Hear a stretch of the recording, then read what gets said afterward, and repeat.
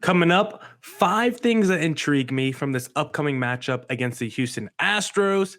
Which managers are on the hot seat? And will Joe Madden ever get another job? Coming up next on today's Locked On Diamondbacks podcast.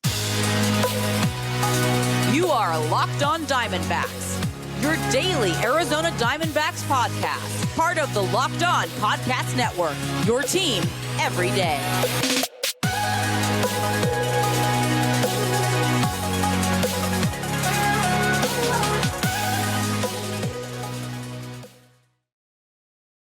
Felt like that was a very weird intro for me, but welcome into the Locked On Diamondbacks podcast, part of the Locked On Podcast Network.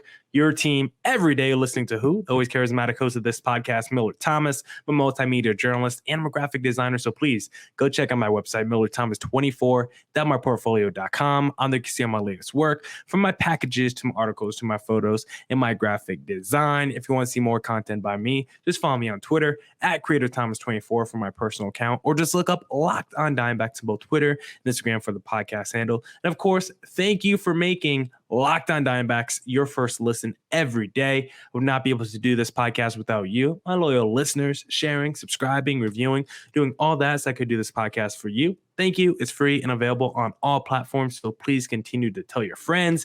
We're going to be talking to Sully Baseball about a lot about the managers in baseball, because a lot of managers have been fired this season. There are some managers that are on the hot seat and are definitely going to be fired this offseason. And then with those openings, will Joe Madden ever get another job? We speculate on where he can go next. So we talk a whole bunch about managers in baseball with Sully Baseball next.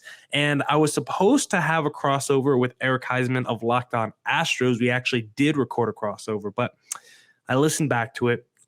Audio was kind of choppy on my end. Eric sounded great. Audio was kind of choppy on my end. So I'm not going to use the crossover episode that we did. So instead, after talking to him, I wrote down 5 things that really intrigue me about this Houston Astros series. After talking with Eric Heisman of Locked On Astros, I came up with these theories, or not even theories, but just things that intrigue me heading into this matchup, because I think this Astros team is of course, a very quality opponent, a World Series favorite. And that's why I think this matchup is so intriguing for a few reasons. As I said, 5 reasons. And the first reason why I think this matchup is so intriguing is because of how quality this Astros team is, and how this can be a litmus test for this D-back squad, because of course the D-backs, supremely young team. We got guys like Corbin, Jake McCarthy, Josh Rojas making an impact, all very young players. But the D-backs, we know, second half of the season, 31-31. But how many of those wins have come against below 500 teams? It feels like a lot, or at least teams that are not as good as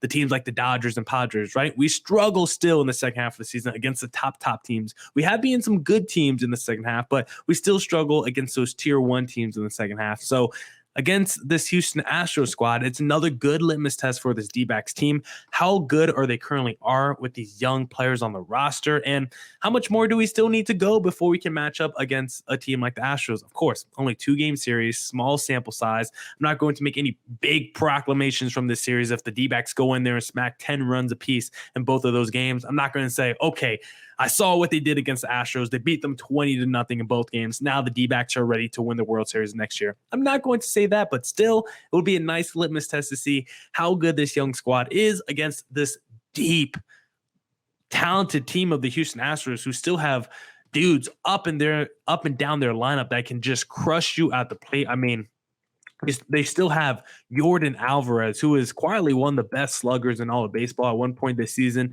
He did have a higher WRC plus than even an Aaron Judge, who we consider potentially the MVP favorite. They got Kyle Tucker, who's a stud. You still got Tuve. Jeremy Pena's had a nice year. Alex Bregman's solid. He's had a really good year as well. So they got boppers in their lineup. You look at that rotation. They are deep. Verlander, Urquidy, Valdez, Garcia, Javier. They got a great bullpen as well. So this will be a good litmus test for the D-backs to go against a quality, talented team like this Astros team and see how they match up, especially considering this Astros team is trying to get ready for the postseason, and they're not going to be overlooking the D-backs, because even though the D-backs are eliminated from the postseason, the Astros do not want to go into the postseason on a cold streak, so they are going to play their best against the D-backs, and we will get to see potential Cy Young Award winner in Zach Gallen, or excuse me, That was Freudian slip. Hopefully Zach Gallen wins a Cy Young Award, but we'll probably see a potential Cy Young Award winner in game 2 in Justin Verlander. So that will be a great litmus test for this D-backs offense. And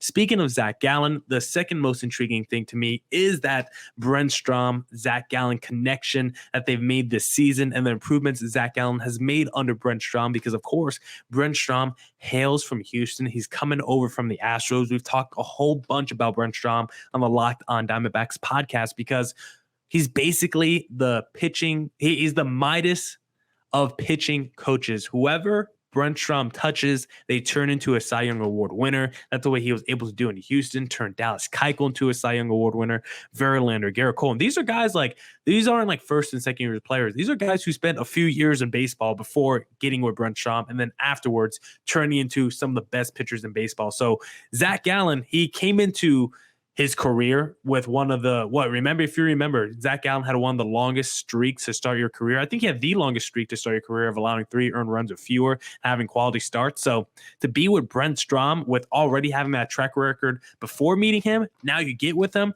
there's no reason Zach Gallen can't also turn into a Cy Young Award winner under Brent Strom. I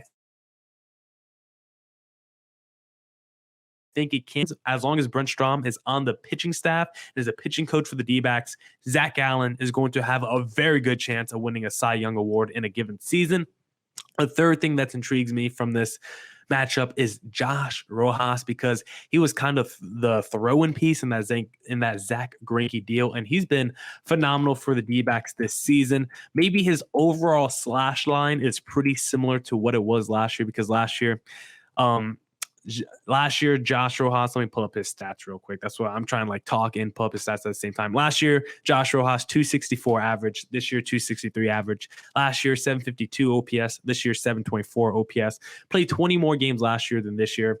His home run total is on a lower pace than it was last year, but most of his numbers are pretty much the same as last year. The biggest difference really from Rojas' previous season to this year is the stolen bases. Rojas has turned into a speedster this year, 20 stolen bases in 117 games. I want him to show out against this Houston Astros team because I want him to prove to that team what they missed out on. I still think he's an improving player. I do think he's a big leaguer. I like what he's done on the D-backs team this season. Yes, he has his up and downs at the plate, but I still think another full season of Josh Rojas next year comes into the season healthy. We'll see what that could mean. He still might not have an everyday spot. Will he be the everyday third baseman next year? Probably not. He'll still probably play more than half his games at third while mixing in second base and other positions around the infield. And who knows, maybe a game or two in the outfield, but probably not with how stacked our outfield is right now. So Josh Rojas, third most intriguing thing going to this game because he hails from the Astros. He's had a great season, turned into a speedster, and I want him to show the Astros what they're missing out on in this series. One player who's not going to show the Astros what they're missing out on because he's number 4 on my list and because he's in the minor leagues is Seth Beer, because, of course, Seth Beer is someone that we were really high on entering the season. I really thought Seth Beer could be a major impact player entering this season. I think I might have had him as my rookie of the year, like the D-backs rookie of the year, or maybe the D-backs breakout slugger of the year. I don't exactly remember which one it was, but I definitely thought Seth Beer was going to come into this season and be productive and make an impact for this team. And the first couple weeks of the season, if you remember, Seth Beer was one of the best players in baseball, quite literally, the first couple months of the year. And then teams started to adjust against Brent Strom, Seth Beer. They started to give him different looks. They didn't just leave fastballs over the middle of the plate. And then all of a sudden, Seth Beer started to struggle. And once he started to struggle, he just couldn't do anything offensively. It felt like he was in a 1 for 30 slump because at one point he was pretty damn close to it. Defensively, we know he gives you nothing. So he adds a level of intrigue to this matchup because he's someone that I thought was going to be really good, crushed and absolutely raked at every level of the minor league, looked great in a small little stint to end 2021. And then when we finally gave him a shot, gave him an opportunity in 2022, he ran with it for 2 weeks and then never was able to reclaim the magic once again and just doesn't look like a major leaguer at the plate.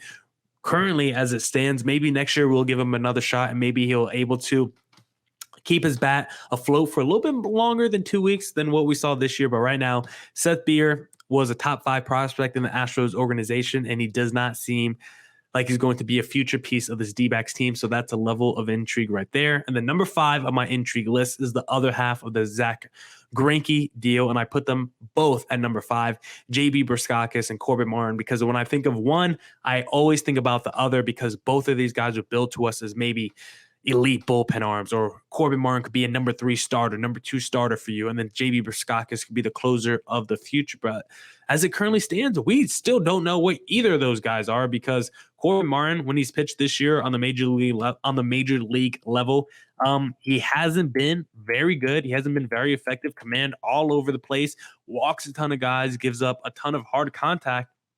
And then JB Berskakis, he's missed most of this year with injury. He was on the 60-day injured list for most of this year. He is in AAA Reno currently, where he does have a pretty good ERA over 18 innings pitched. But will he get the call up to the big leagues before the season ends? We'll see about that.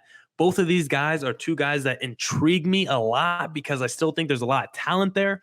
I do think they have some pretty good stuff. I do think they have the makeup of being high leverage relievers in the back end of your bullpen. Maybe Corbin Martin could still be a number 5 starter in your rotation. At this point, I'm probably thinking that both of those guys could be pretty solid relievers in your bullpen, but I don't know that because I haven't seen them. From what I've seen, I like their stuff, but it hasn't been effective just yet. So maybe under Brent Strom, they could hit the levels, the ceilings that we thought that they had when we acquired him, the Zach Greinke trade, because as of right now, they haven't shown really any flashes of hitting those ceilings. But maybe if you're with Brent Strom on the major league level, working with major league resources, maybe you could tap into that potential and make you reach your ceiling. And it's never going to happen unless we call those guys up and get them on the big league level. So that's a level of intrigue there for me, because I still don't know what those guys are. There's still question marks to me. And because they're so talented and there's still question marks, that's a level of intrigue. So those are my 5